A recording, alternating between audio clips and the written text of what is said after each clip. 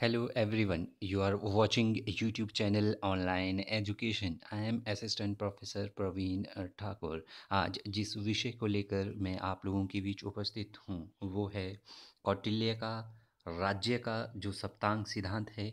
कौटिल्य ने जो राज्य के संबंध में जो 7 अंगों की जो थ्योरी दी है, 7 एलिमेंट जो थ्योरी दी है, उसका आलोचनात्मक वर्णन। Critically examine the Kautilya Saptanga theory of state. यह जो प्रश्न है हिमाचल प्रदेश यूनिवर्सिटी की जो वार्षिक परीक्षाएं 2018 में हुई थी उसमें यह प्रश्न पूछा गया था। इसके अलावा 2021 में जो सेमेस्टर वालों के लिए मार्च अप्रैल 2021 में जो रीअपीयर के पेपर हुए हैं उनमें भी ये प्रश्न पूछा गया था। तो यह प्रश्न इम्पॉर्टेंट है, इसलिए जो है इस प्रश्न को मैं आप लोगों के बीच जो है प्रस्तुत कर रहा हूँ। हम समझने का प्रयास करेंगे कि कौटिल्य ने जो राज्य का सप्तांग सिद्धांत दिया उसका हम क्रिटिकली हम उसको एग्जामिन करेंगे, उसकी हम जो है आलोचनात्मक जो है उसकी हम व्याख्या करेंगे। अर्थात हम जानने का प्रयास करेंगे कि कौटिल्य ने जो राज्य का सप्तांग सिद्धांत प्रस्तुत किया जिसमें उन्होंने कहा कि राज्य की 7 अंग होंगे, राज्य की 7 तत्व होंगे। तो हम जानने की कोशिश करेंगे कि राज्य के संबंध में कौटिल्य द्वारा दिया गया वह सप्त अंग सिद्धांत जो है कितना प्रासंगिक है वर्तमान समय में, और उस सप्तंग सिद्धांत से वर्तमान समय में कितने प्रकार की व्यवस्थाएं जो है की गई है। तो आलोचनात्मक वर्णन में हम यही देखते हैं जिस प्रकार जो है जे एस मिल के जो स्वतंत्रता संबंधी सिद्धांत है, जे एस मिल की स्वतंत्रता संबंधी सिद्धांत की आलोचना जो है बार्कर करते हैं। तो बार्कर ने जे एस मिल की स्वतंत्रता संबंधी सिद्धांत की जो आलोचना की उसमें उन्होंने जो है उनकी जो खामियां हैं, जो कमियां हैं, उनको जो है दूर करने का प्रयास किया। तो यहाँ पर हम जो है, क्योंकि कोई किसी भी विचारक के विचारों को कोई दूसरा विचारक बहुत गहन अध्ययन के बाद उसकी आलोचना करता है, उसकी कमियों को निकालता है, खामियों को निकालते हैं। यहाँ पर हम क्रिटिकली एग्जामिन करेंगे कि कौटिल्य ने जो सप्तांग सिद्धांत दिया वर्तमान समय में वो कितना प्रासंगिक है, उससे वर्तमान समय में अर्थात कौटिल्य ने जो सिद्धांत दिया उससे वर्तमान समय में क्या क्या व्यवस्थाएं हमारे पास है। यदि आप चैनल पर नए हैं तो चैनल को सब्सक्राइब करना ना भूलें। तो चलिए शुरू करते हैं। कौटिल्य ने जो राज्य के तत्वों के संदर्भ में सप्तांग सिद्धांत देकर जो है राज्य शास्त्र और राज्य नामक संगठन को अधिक व्यावहारिक और लौकिक व धर्मनिरपेक्ष स्वरूप प्रदान किया है। तो कौटिल्य ने जो सप्तांग सिद्धांत दिया अपना, अर्थात उन्होंने कहा कि प्रत्येक राज्य के 7 अंग होने चाहिए, जैसे स्वामी है, आमात्य है, दुर्ग है, कोश है, जनपद है, इसके अलावा मित्र है। तो ये उन्होंने 7 अंग बताए राज्य की। अगर किसी जो है राज्य को राज्य का गठन करना है तो उन्होंने राज्य का यह सिद्धांत देकर, सप्तांग सिद्धांत देकर उन्होंने राज्य के संबंध में जो है 7 अंगों का एक सिद्धांत जो है प्रस्तुत किया कि राज्य की 7 अंग होंगे। तो यह जो सिद्धांत उन्होंने प्रस्तुत किया राज्य के संगठन के संदर्भ में, तो यह बहुत प्रैक्टिकल था, बहुत व्यावहारिक था, और यह जो सिद्धांत है वह यह धर्मनिरपेक्ष जो है स्वरूप उन्होंने इसको प्रदान किया। तो कौटिल्य ने राज्य की धारणा को सर्वप्रथम जो है भारतीय राजनीतिक दर्शन में कौटिल्य को जो है मैकियावेली से इनकी तुलना की जाती है। जिस प्रकार मैकियावेली ने आधुनिक राज्य का स्पष्ट रूप से वर्णन किया, उसी प्रकार कौटिल्य ने जो है भारतीय राजनीतिक चिंतन में राज्य की धारणा को स्पष्ट रूप से प्रस्तुत किया कि राज्य क्या होगा, राज्य का गठन कैसे होगा, इसके तत्व कितने होंगे, राजा के क्या काम होंगे और अन्य लोगों के क्या क्या काम होंगे।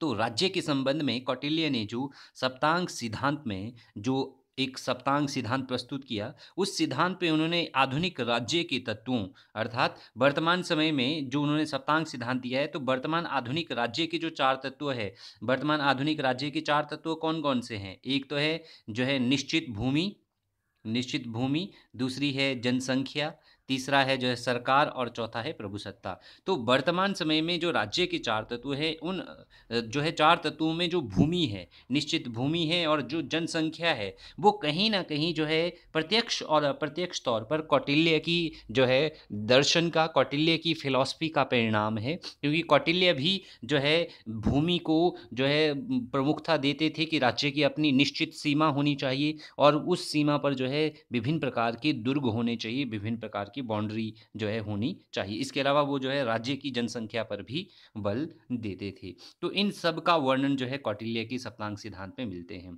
तो कौटिल्य ने सप्तांग सिद्धांत में राजतंत्रीय शासन व्यवस्था को ही जो है राजतंत्रीय शासन व्यवस्था के ही तत्वों का वर्णन किया। अब राजतंत्रीय शासन व्यवस्था का क्या अर्थ होगा? राजतंत्रीय शासन व्यवस्था में जो शासन है वो राजा के द्वारा चलाया जाएगा और राजा जो है वंश पर आधारित होता है। मान लो पहले जो है ए व्यक्ति का वंश चल रहा था, ए व्यक्ति के वंश का राजा था, फिर ए व्यक्ति के वंश का जो बी पुत्र होगा वही आगे जो है शासन चलाएगा। तो उन्होंने राजतंत्रीय शासन व्यवस्था का वर्णन किया है, ना कि लोकतंत्रीय शासन व्यवस्था का। अब राजतंत्र में जो है राजा का शासन होता है और राजा वही बनेगा जिस वंश का वह राजा है, जैसे इंग्लैंड में है। इस उन्होंने लोकतंत्रीय शासन व्यवस्था का वर्णन नहीं किया, अर्थात लोकतंत्र में क्या होता है, लोग अपने प्रतिनिधियों को चुनेंगे और फिर वो लोग जो है सरकार बनाएगी और वह सरकार जो है लोगों के लिए। तो यह एक उनका जो है एक, अगर आप उनकी सप्तांग सिद्धांत को या उनके जो है राज्य संबंधी सिद्धांत को अगर आप देखेंगे तो वो राज्य के संदर्भ में राजतंत्रीय शासन व्यवस्था का वर्णन करते हैं, ना कि लोकतंत्रीय शासन व्यवस्था का। तो वर्तमान समय में जो है राजतंत्रीय शासन व्यवस्था संभव नहीं है, इसलिए बहुत सारे लोगों में लोकतंत्रीय शासन प्रणाली को अपनाया गया है। इवन इंग्लैंड में भी लोकतंत्रीय शासन प्रणाली है, वहाँ पर राजा जो है हेड ऑफ द स्टेट होता है, लेकिन वहाँ पर भी लोकतंत्रीय शासन प्रणाली का अस्तित्व पाया जाता है। तो उन्होंने जो है राजतंत्रीय शासन व्यवस्था का समर्थन किया और जो है लोकतंत्रीय शासन व्यवस्था का उन्होंने वर्णन नहीं किया है। तो ये भी एक जो है क्रिटिकली पर्सपेक्टिव है कौटिल्य की सप्तांग सिद्धांत का। तो कौटिल्य ने सप्तांग सिद्धांत में कमियों के बावजूद, उनकी सप्तांग सिद्धांत में कमियां भी है बहुत सारी, लेकिन इन कमियों के बावजूद जो उनका सिद्धांत है वो जो है वर्तमान समय की परिस्थितियों के अनुसार बहुत महत्व रखता है। अर्थात वर्तमान समय के राज्य में बहुत प्रकार की ऐसी व्यवस्थाएं हैं जो प्रत्यक्ष और अप्रत्यक्ष तौर पर कौटिल्य के राजनीतिक चिंतन के परिणाम जो है कि जो है का परिणाम है। तो राज्य के लिए जो है मार्गदर्शन का काम करता है उनका सप्तांग सिद्धांत। ये जो है कौटिल्य। अब हम जानने का प्रयास करेंगे जो है सप्तांग सिद्धांत के आलोचनात्मक वर्णन की मुख्य आधार, अर्थात किन किन जो है मुख्य आधारों पर हम कौटिल्य की जो सप्तांग सिद्धांत है उसका जो है हम क्रिटिकली उसको हम एग्जामिन कर सकते हैं कि क्या ये चीज़ वर्तमान समय में, उस समय में कौटिल्य ने ये दी थी यह व्यवस्था, क्या ये वर्तमान समय में भी प्रासंगिक है। अर्थात उस समय जो कौटिल्य ने जो व्यवस्था प्रदान की, क्या वो वर्तमान समय में हमारे पास है। तो सबसे पहला तत्व है राज्य के कार्य एवं स्थिति। तो कौटिल्य ने जो है राज्य के क्या क्या कार्य होने चाहिए, राज्य को क्या क्या काम करने चाहिए, राज्य की स्थिति जो है उसके राज्य में किस प्रकार की होगी, उसके बारे में उसने बताया है। तो सबसे पहले उसने जो है राजा के बारे में कहा है, क्योंकि उसका जो सप्तांग सिद्धांत है उसमें जो है उसका जो पहला तत्व है, तो 7 तत्वों में सबसे पहला जो तत्व है उनके सप्तांग सिद्धांत का, सप्तांग का अर्थ की क्या है, सप्त अंग। तो उसके सप्त अंगों में जो सबसे पहला अंग था वो था स्वामी अथवा राजा। तो वो जो है 7 अंगों में राजा को महत्वपूर्ण स्थान देते थे। राजा जो है सर्वोच्च अंग था और सभी शासन प्रणालियों में जो है राजतंत्र जो है, राजा अर्थात वंश के आधार पर जो है उन्होंने राजतंत्र को सर्वोत्तम माना। अर्थात जितनी भी प्रकार की शासन प्रणालियां उस समय प्रचलित थी तो उसमें उन्होंने राजतंत्र को सर्वोत्तम माना, अर्थात राजा के शासन को, राजा के तंत्र को उन्होंने सर्वोच्च माना। तो सप्तांग सिद्धांत में जो है राजा केंद्र में होता है और बाकी जो सारा शासन है वो राजा के आसपास घूमता है। अर्थात राजा जो है महत्वपूर्ण जो है एक बिंदु होता है, राजा ही प्रत्येक प्रकार की व्यवस्था जो है सप्तांग सिद्धांत के अनुसार करता है। और शासन की जो सफलता है वो राजा की योग्यता पर निर्धारित करती है। अर्थात राजा यदि योग्य होगा, यदि वह शिक्षित होगा, अगर उसकी शक्ति अच्छी है, यह उस पर निर्भर करता है उसकी योग्यता के ऊपर कि उसका राज्य कितना सक्सेसफुल होगा। इसलिए कौटिल्य ने अपने प्रसिद्ध ग्रंथ अर्थशास्त्र में राजा के गुणों एवं कार्यों और अधिकारों का उन्होंने जो है अपने प्रसिद्ध ग्रंथ अर्थशास्त्र में उन्होंने जो है इन सब चीज़ों का वर्णन किया है। तो वो जो है राजा का जो एक कार्य है, राज्य के कार्य क्या होने चाहिए उस पर वो जो है सबसे जो है अधिक जो है बल देते हैं। इसके अलावा जो राजा है जो है उसकी अगर हम इसका जो है क्रिटिकल पर्सपेक्टिव देखें तो वर्तमान समय में जितनी भी सरकारें हैं वहाँ पर राजा का अस्तित्व नहीं है। अगर हम क्रिटिकली एग्जामिन करें तो वर्तमान सरकारों में राजा का अस्तित्व नहीं है, लेकिन राजा की जगह जो है प्रधानमंत्री है। प्रत्यक्ष या अप्रत्यक्ष तौर पर हम देखें तो राज्यों में जो है प्रधानमंत्री है और केंद्र सरकार में प्रधानमंत्री है सेंट्रल गवर्नमेंट में, और जो है राज्य सरकारों के पास जो है क्या है, मुख्यमंत्री है। तो जिस प्रकार राज्य के लिए मंत्रिपरिषद थी, उसी प्रकार प्रधानमंत्री की मंत्रिपरिषद होती है, राष्ट्रपति होता है, तो वो जो है शासन प्रणाली चलाते हैं। तो ये एक देन है उनकी, राजा की जगह जो है राजा जो है राजा के लिए योग्यता एवं गुण, ये जो है कौटिल्य की सप्तांग सिद्धांत में जो राज्य होना चाहिए वो आदर्श व्यक्ति होना चाहिए, अर्थात जो राज्य को चलाएगा वह उच्च वंश में उच्च कुल में पैदा होना चाहिए। राजा जो है सर्वोच्च होगा, उसमें शासन करने के सभी गुण होने चाहिए। तो उनका मानना था कि राज्य धैर्यवान होना चाहिए, दूरदर्शी होना चाहिए, सत्यवादी होना चाहिए, वो गुणों से युक्त होना चाहिए, और उसमें जो है काम क्रोध लोभ मोह या जो है चुगलखोरों से उसको जो है सदा दूर रहना चाहिए। तो कौटिल्य के अगर हम सप्तांग सिद्धांत को क्रिटिकली एग्जामिन करें, तो वर्तमान समय में अगर आप देखेंगे तो वर्तमान समय में जो प्रधानमंत्री है, एमएलए हैं, या इसके अलावा एमपीज है हमारे यहाँ पर, या मेंबर ऑफ पार्लियामेंट है, या जो है सीएम है, प्रेसिडेंट है, इन सब के लिए कोई भी विशेष योग्यता का अर्थात शैक्षिक योग्यता का वर्णन नहीं किया गया है, और ना ही जो है दूसरी प्रकार की योग्यताओं का वर्णन किया गया है। हाँ, यद्यपि जो है ये ज़रूरी हम कह सकते हैं कि वर्तमान समय के जो वर्तमान समय के जो प्रधानमंत्री होंगे, पीएम होंगी, सीएम होंगी, उनमें ये गुण ज़रूर होने चाहिए कि वो जो है शासन से संपन्न गुणों से होने चाहिए, धैर्यवान होने चाहिए, दूरदर्शी होने चाहिए। तो कौटिल्य कहीं प्रत्यक्ष या अप्रत्यक्ष तौर पर जो है ये भी उनकी एक देन है, योग्यताएँ। वर्तमान लोकतंत्र में जो है इनके लिए योग्यताएँ नहीं है। राजा की शिक्षा, कौटिल्य ने सप्तांग सिद्धांत में राजा की शिक्षा पर विशेष बल दिया, क्योंकि उनके अनुसार राजकुमार का जब मुंडन संस्कार हो जाए तो उसे जो है वर्णमाला और अंकमाला का अभ्यास करवाया जाए, क्योंकि उनके लिए शिक्षा बहुत महत्वपूर्ण थी। यदि राजा शिक्षित होगा तो वह अपना शासन अच्छे से चला पाएगा। तो अगर जो है उसके वर्णमाला और अंकमाला आ जाए तो उसके बाद नई वार्ता व दंड नीति का उसको ज्ञान कराया जाए, ताकि वह जो है शासन कार्यों को अच्छे से कर सके। तो राजा को धर्म अधर्म का ज्ञान भी करवाया जाए, और वर्ण जो है आश्रम व्यवस्था का उसको ज्ञान प्राप्त करवाया जाए, उसको वर्ण आश्रम में भेजा जाए और वहाँ पर उसको ज्ञान, और राजा को अर्थशास्त्र और नीति शास्त्र का भी ज्ञान होना चाहिए। तो राजा को वेदों का भी ज्ञान होना चाहिए, ताकि वे राजनीति में सच्ची झूठी संविधानों में अंतर कर सके। लेकिन वर्तमान समय में अगर आप लोकतंत्र में देखिए तो जो हमारे पास प्रधानमंत्री है, या हमारे पास जो है सीएम है, हमारे पास पीएम है, उनके लिए कोई ऐसी विशेष प्रकार की शिक्षा व्यवस्था का जो है प्रावधान नहीं किया गया है, ताकि उनमें जो है राजनीतिक शिक्षा और दूसरे जो है वो जो है आ सके।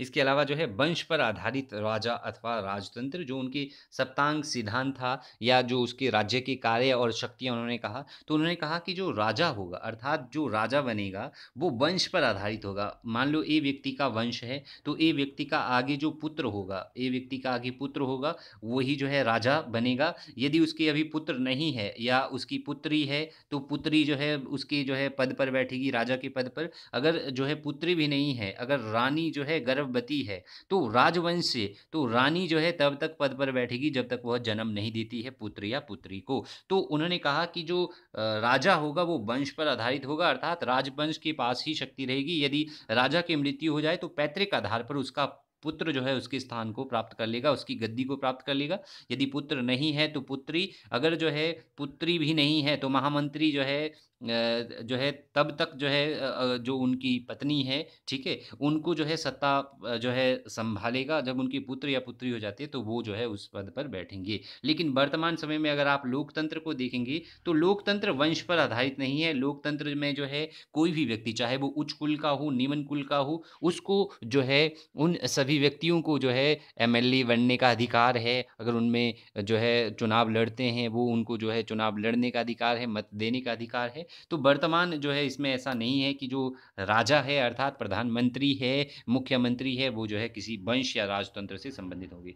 तो उन्होंने राजा की दिनचर्या का भी वर्णन किया है कि जो राजा होगा, जो जिस राज्य का राजा होगा, तो वह जो है उसकी दिनचर्या कैसी होगी, वह दैनिक जो है दिन प्रतिदिन जो वो काम करेगा उसका दैनिक कार्यकलाप, पूरे दिन की कार्यविधि को उन्होंने जो है डिवाइड किया है। तो कौटिल्य ने राजा की जो दिनचर्या है या उसके कार्यकलाप को जो है रात और दिन को 8-8 भागों में या 8 घड़ियों में विभाजित किया है और बाँटा है, और प्रत्येक दिन में जो है एक भाग जो है उन्होंने जो है प्रत्येक दिन को जो है 8-8 घंटों में बाँटा है, 8-8 भागों में बाँटा है, और प्रत्येक भाग जो है 1.5 घंटे का होगा, अर्थात प्रत्येक एक भाग 1.5 घंटे का होगा, उसमें राजा जो है कोई एक निश्चित काम करेगा। तो पहला भाग उन्होंने जो है कहा कि राजा का होगा 6 से साढ़े 7 बजे तक, जिसमें जो है राजा अपने राज्य की आय और व्यय का निरीक्षण करेगा कि राज्य को किन-किन स्रोतों से कितनी इनकम हुई है और कितना वह पैसा जो है प्रजा के कल्याण पर खर्च करेगा।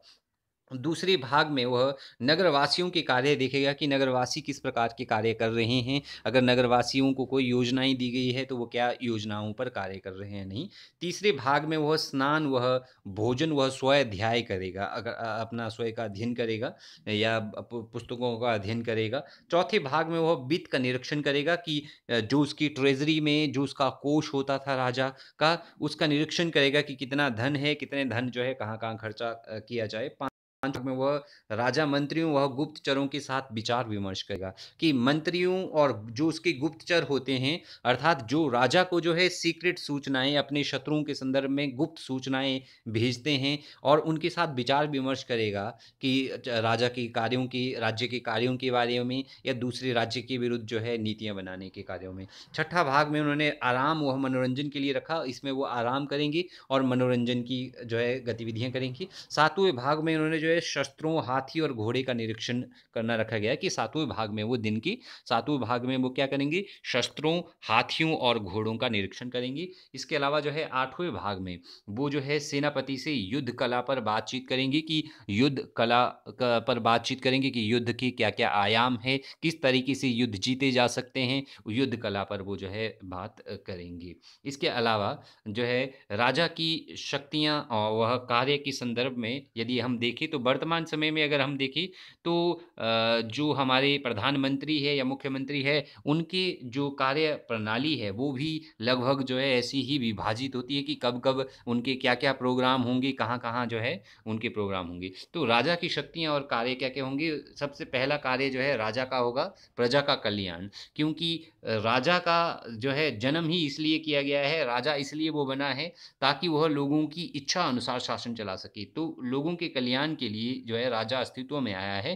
तो राजा का मुख्य उद्देश्य जो है लोगों का कल्याण करना है, और जो राजा है वो लोगों का कल्याण किस प्रकार कर सकता है? वो लोगों का कल्याण जो है इस प्रकार की नीतियाँ बनाकर कर सकता है जिससे लोगों का जीवन जो है उन्नति आए।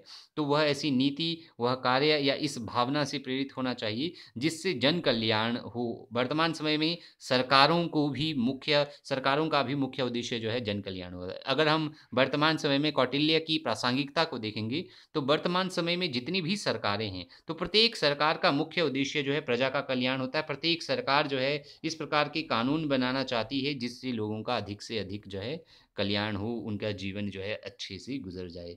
शांति व्यवस्था की स्थापना करना या शांति व्यवस्था बनाए रखना, कौटिल्य के अनुसार राजा का दूसरा महत्वपूर्ण कार्य जो है राज्य में शांति व्यवस्था बनाए रखना है। अर्थात बाहरी आक्रमणों से राज्य की सुरक्षा करना, ताकि राज्य में जो है शांति बनी रही, और जिस राज्य में शांति स्थापित होती है वहाँ पर सुख और समृद्धि उन्नति होती है। इसलिए राज्य को जो है इसलिए राजा को राज्य के अंदर जो है क्या करना चाहिए, शांति स्थापित करनी चाहिए ताकि प्रत्येक प्रकार की व्यवस्था को स्थापित किया जा सके। अगर आप वर्तमान समय में सरकार को देखेंगे तो वर्तमान समय में सरकार का मुख्य दायित्व जो है देश के नागरिकों की रक्षा और सुरक्षा करना है ताकि देश के अंदर शांति व्यवस्था बनाए। तो कहीं न कहीं डायरेक्टली और इनडायरेक्टली ये भी कौटिल्य की राजनीतिक चिंतन या दूरदर्शी सोच का परिणाम है।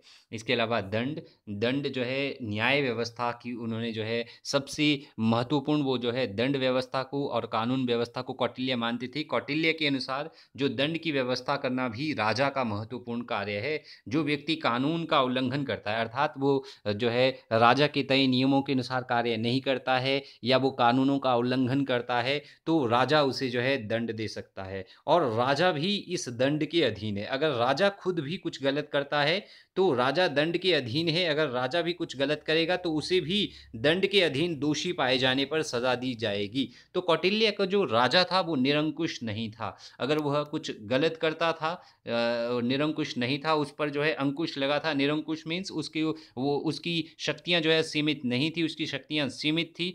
उसको उसके ऊपर भी बहुत सारे चेक्स जो है कौटिल्य ने रखी थी। अगर आप वर्तमान समय में प्रधानमंत्री को देखें, अगर आप राष्ट्रपति को देखें, प्रेसिडेंट को देखें, तो ये भी तानाशाह नहीं बन सकते। ना प्राइम मिनिस्टर तानाशाह बन सकता है, ना राष्ट्रपति तानाशाह बन सकता है। इनके ऊपर बहुत प्रकार की जो है चेक्स लगे हुए हैं, चाहे वो जो है संविधान के द्वारा हो, जो उनको जो है तानाशाह बनने से रोक सकता है। तो दंड व्यवस्था जो है वर्तमान समय में भी प्रासंगिक है। ये भी कौटिल्य की कहीं न कहीं प्रत्यक्ष या अप्रत्यक्ष तौर पर देन है।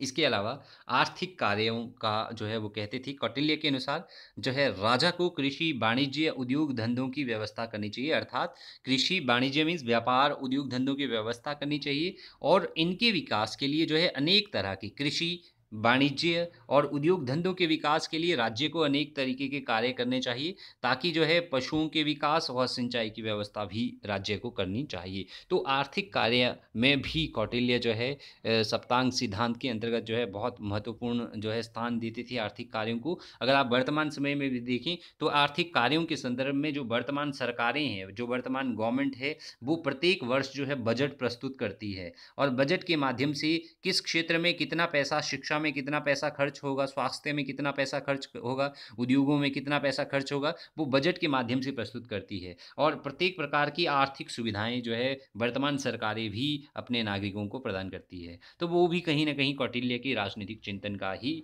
एक जो है परिणाम है। सामाजिक कल्याण संबंधी कार्य, अर्थात जो है कौटिल्य के अनुसार राजा को सामाजिक कल्याण के लिए कार्य करने चाहिए और असहाय लोगों के पालन-पोषण की व्यवस्था करनी चाहिए। तो राजा को कला तथा शिक्षा के विकास के लिए भी प्रयास करना चाहिए। तो लोगों के सामाजिक कल्याण संबंधी कार्य भी राजा को करने चाहिए। तो वर्तमान समय में अगर आप देखें, तो वर्तमान जो सरकारें हैं, वो भी जो है सरकारों का मुख्य उद्देश्य जो है लोगों का सामाजिक कल्याण करना है, अर्थात लोगों को सामाजिक सुविधाएं प्रदान करना। इसके अलावा जो है मंत्रिपरिषद, तो मंत्रिपरिषद, ठीक है, काउंसिल ऑफ मिनिस्टर। कौटिल्य ये मानता था कि जो राजा होगा, राजा को जो है वह प्रत्येक कार्य को स्वयं नहीं कर सकता राजा, इसलिए वह जो है योग्य मंत्रियों को नियुक्त करेगा और उन योग्य मंत्रियों की नियुक्ति के बाद गुणों के आधार पर वो जो है मंत्रियों को नियुक्त करेगा और फिर उन मंत्रियों की एक मंत्रिपरिषद होगी, काउंसिल ऑफ मिनिस्टर होगी, ठीक है।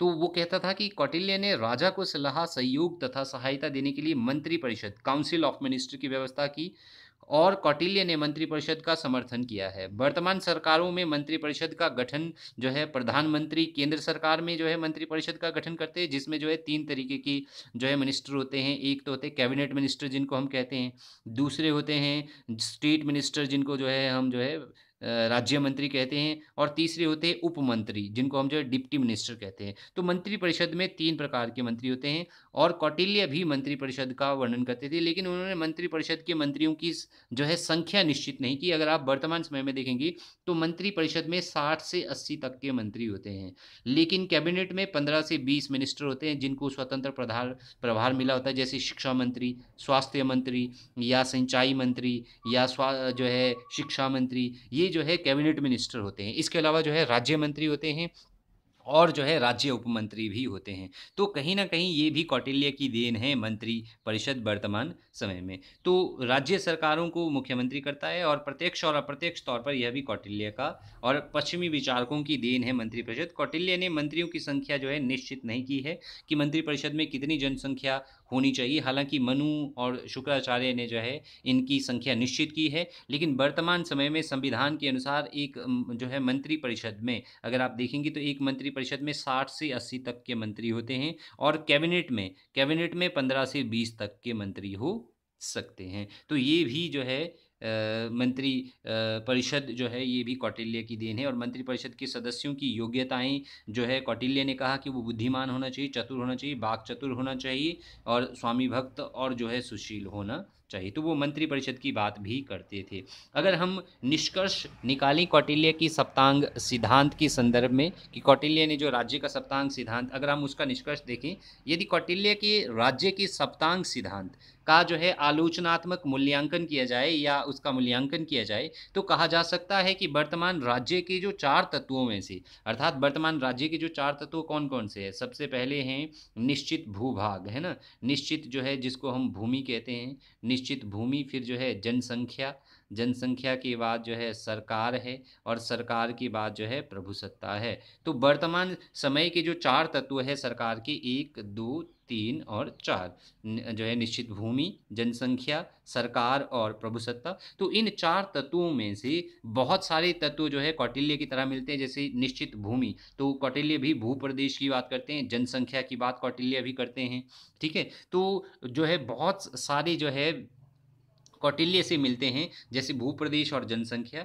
राज्य में राजा के स्थान पर वर्तमान जो है राजतंत्र की जगह लोकतंत्र है, अर्थात जिस प्रकार जो है कौटिल्य राजतंत्र की बात करते थे, राजा का शासन होगा, राजा जो है लोगों पर शासन करेगा, लेकिन उसकी जगह वर्तमान समय में लोकतंत्र है, वो तंत्र जो है लोगों का, लोगों द्वारा लोगों के लिए शासन है। तो वर्तमान समय में जो लोकतंत्र है, उस समय जो राजतंत्र में जो राजा होता था, वो राजा जो है वंश के आधार पर चुना जाता था, लेकिन वर्तमान समय में लोकतंत्र में जो है लोग जो है किसी भी व्यक्ति को प्रधानमंत्री, मुख्यमंत्री नियुक्त करते हैं मत देकर, अर्थात लोग जो है अपने जो है एमपीज और एमएलए को चुनकर भेजते हैं एमपीज को। वो एमपीज, उन एमपीज में से फिर जो है एक व्यक्ति जो है प्रधानमंत्री बनेगा, और एमएलएज में से जिसके जो है समर्थन में उन्होंने, या जिसकी जो है नेतृत्व में उन एमएलएज ने जो है पार्टी का चुनाव लड़ा होता है, वो जो है उस व्यक्ति को मुख्यमंत्री नियुक्त करते हैं वर्तमान समय में। तो राज्य के कार्य जो है,